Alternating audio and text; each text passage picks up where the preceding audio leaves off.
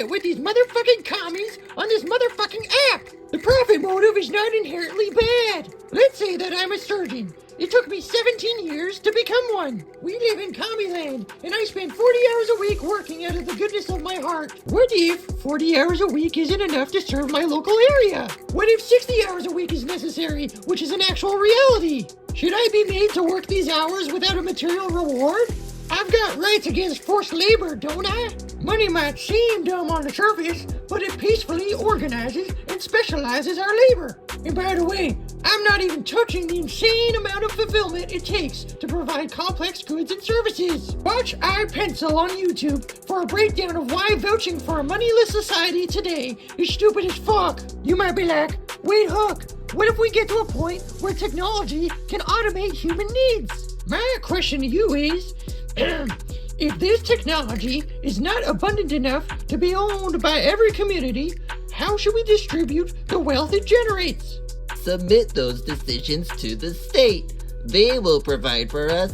But this sounds like a medieval serf, if you ask me. History has shown that absolute power in a central authority always leads to corruption, inefficiency, and or destruction.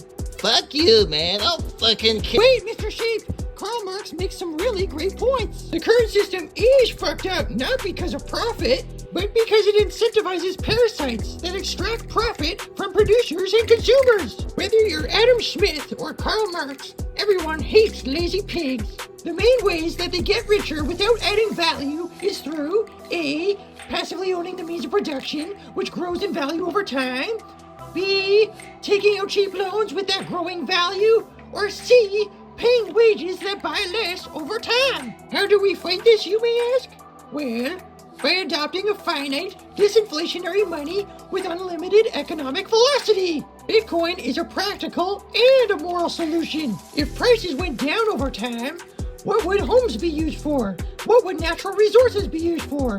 What would stocks and the means of production be used for? Do not swallow the deflation doesn't work myth from our overlords.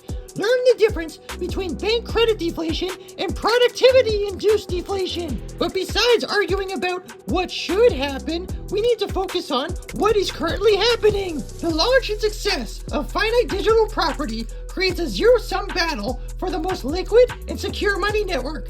Therefore, all traditional forms of wealth have been losing their exchange value for 15 years.